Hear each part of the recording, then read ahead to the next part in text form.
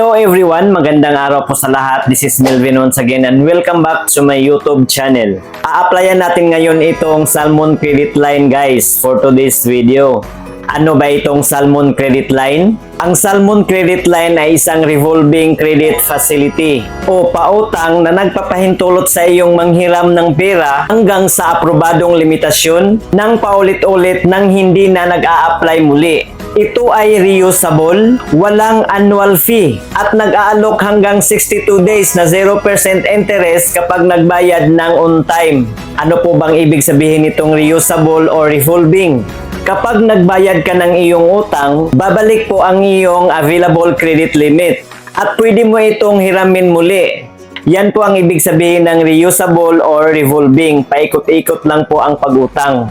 Kailan ba may interest? Walang interest ito kung ibabayad mo ang buong balansi sa takdang panahon o grace period. Interest lamang ang sisingilin sa halagang ginamit mo.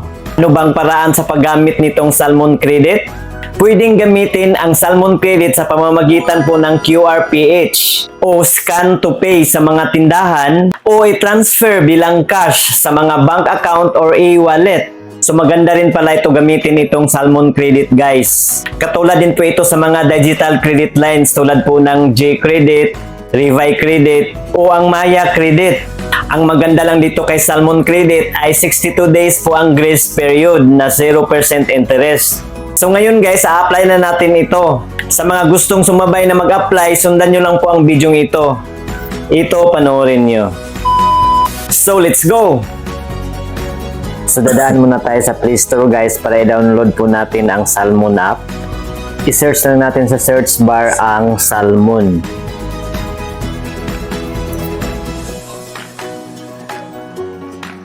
So ito po yun guys, i-click lang natin ito. And then i-install na natin.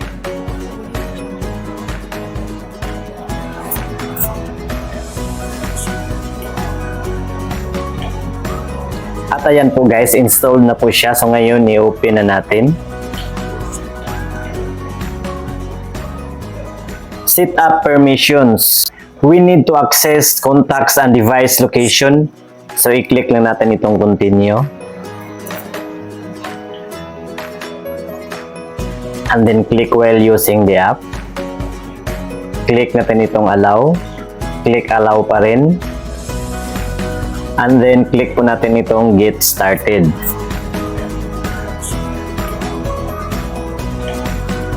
And then, i-enter na natin ang ating mobile number.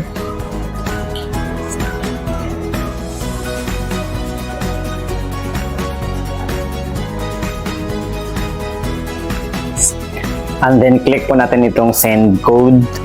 I-enter natin dito yung one-time code na sinend ng Salmon sa ating registered mobile number. Set your passcode. So, gagawa po tayo ng passcode 4-digit. And then, i-type po natin ulit. Login with fingerprint scan. So, saka na ito guys, itong maybe later muna ang ipipindutin natin. Your privacy comes first. So, i-click lang natin itong accept.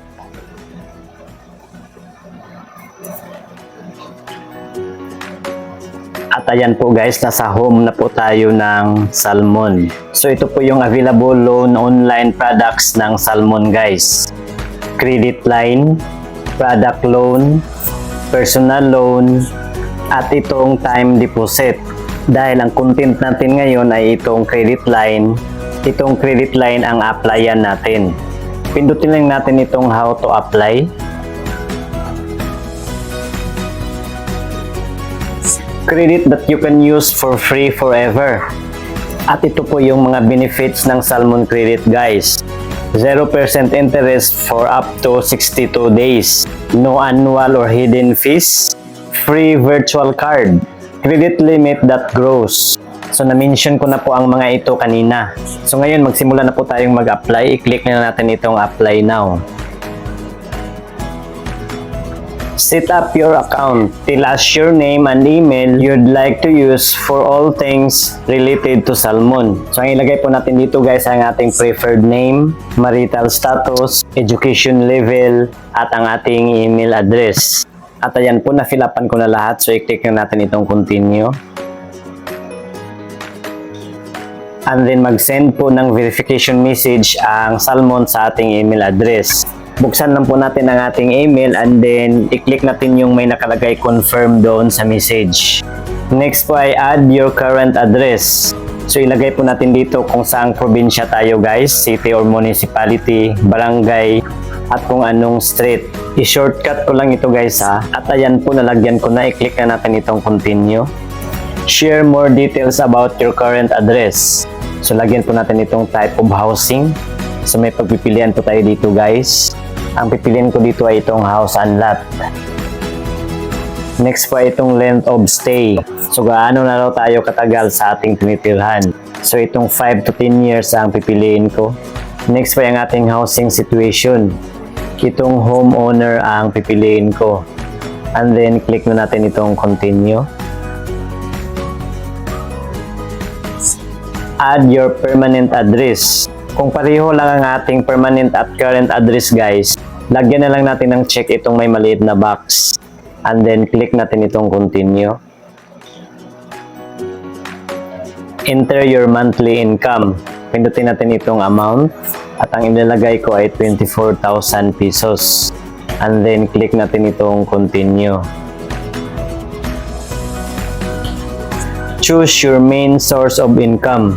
So may pagpipilian po tayo dito guys kung saan daw nanggaling ang ating pinagkikitaan. At dahil sa akin guys, wala dito sa choices, itong other ang pipiliin ko. And then click po natin itong continue. Describe your main source of income. Dahil other po ang pinili natin doon po sa ating source of income, kailangan po natin i-describe dito. So ang ilagay ko po dito guys ay salary base. Then click po natin itong continue.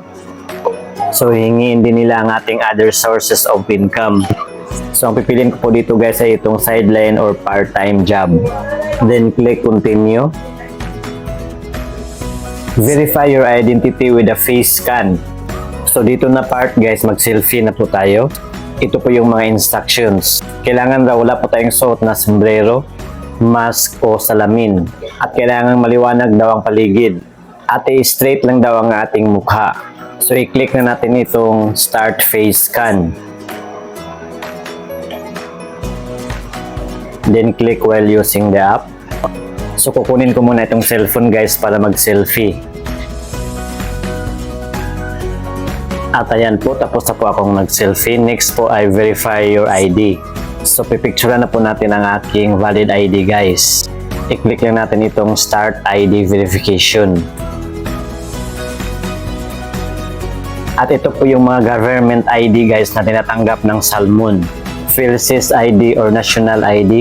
So ito po yung highly recommend na ID guys. Kapag wala po tayo nito, pwede naman itong ating passport, postal ID, UMID ID, SSS ID at driver's license. So driver's license ang available sa akin dito guys. So ito ang pipindutin ko. So kukunin ko ulit itong cellphone para pipicturean ang aking driver's license ID.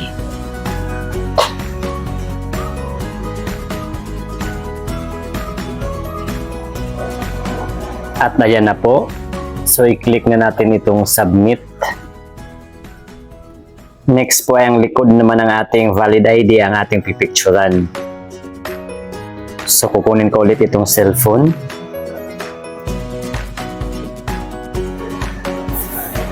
At ayan po, then i-click na natin itong submit.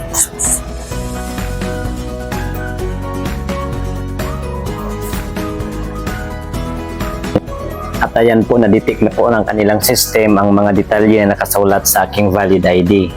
So nag-autofill na po siya dito guys ang mga informasyon. Itong place of birth na lang ang pipilapan natin. At ayan po, na-kompleto na. I-click na natin itong next. Share additional documents. You can add more identification documents to boost your approval chances. So i-click na natin itong add document. So ito po yung mga additional documents na hinihingi ng Salmon guys. Recent financial documents. Ito po yung ating payslip, bank statement, or utility bill na nakapangalan sa atin. Next po ay itong government issued IDs. And then itong loyalty or membership cards.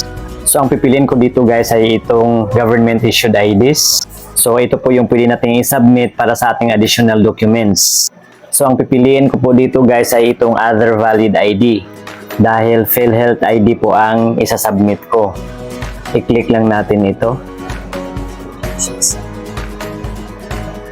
So ngayon, pipicturean ko na naman ang aking PhilHealth ID.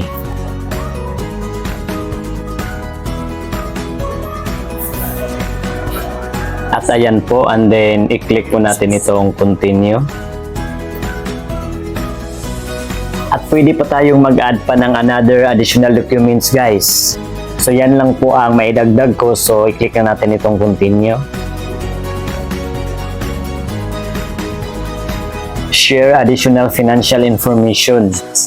You can select more than one answer. So itong I have a bank account ang piliin ko dito guys. So yun lang po ang pipiliin ko. And then click na natin itong continue. Do you plan to use a card? So more than one pa rin ang pipiliin natin ditong answer guys. Kung ayaw raw natin ng virtual card at physical card, ay itong no card and just use transfers ang lalagyan natin ng check. At dahil gusto ko ng virtual card at physical card, itong dalawa ang lalagyan ko ng check. And then click itong continue. Tell us your desired credit limit. So ilagay po natin dito guys kung magkano po ang gusto nating credit limit. So sa akin ay gusto ko po ay 30,000 pesos. And then click natin itong continue. Boost your chances to get approved.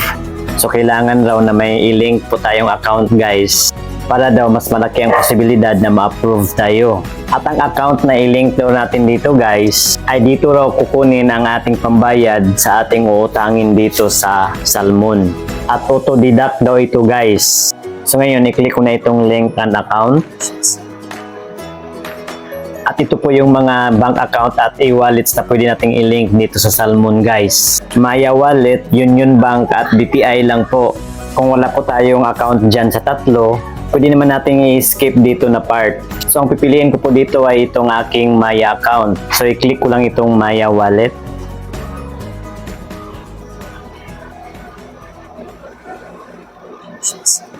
And then ilagay po natin dito ang ating registered mobile number sa ating Maya account. And then ang ating password. Then click na natin itong login.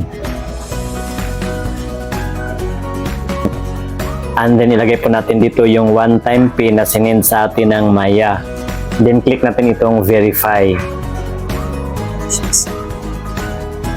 At ayan po, wallet created na po siya. So nakalink na po ang ating Maya account sa ating Salmon credit account. So balik na po tayo doon sa merchant. At ayan po, nakalink na po ang ating Maya wallet. Ito po siya o nasa taas na po siya. At kapag nagbago ang isip natin, pwede natin itong i-unlink. I-click lang natin itong may Maya. And then pindutin lang natin itong unlink account. So balik na po tayo dito. Then click na natin itong skip this step. Give a personal reference. So ito na po yung emergency contacts guys, or contact reference kung sakaling hindi po tayo makontak ng Salmon, sila po ang tatawagan. So isang contact person lang po ang hinihingi ng Salmon sa atin guys. So ang una po nating ilagay ang contact number. Next po ay ang pangalan ng contact person. Next po ay kung ano ang relasyon ninyo. At ayan po, tapos ko na pong na-fill upan. So i-click ko na itong continue. Choose your plan. So may dalawang plan po tayong pagpipilian guys. Itong premium plan at itong basic plan. Itong premium plan ay may babayaran po tayo 299 pesos per year. Up to 62 days pa rin ang interest free on purchases. Ang advantage na po nitong premium plan guys ay 3% lang po ang interest rate per month. Samantalang itong basic plan, wala nga tayong babayaran yearly pero 6% or higher pa monthly ang interest rate. Up to 62 days pa rin ang interest free on purchases guys ha. So ang pipiliin ko dito guys ay itong basic muna. And then i-click na natin itong apply. We're reviewing your application. So ayan po guys, ni-review na po nila ang aking application. So may 1 minute countdown po ito guys. So hihintayin na lang natin saglit. Pa-fast forward ko lang guys ha. Ano kayang maging resulta sa ating application ngayon? So i-exit muna natin itong Salmon app guys. And then mag-login tayo ulit para ma-refresh lang yung app.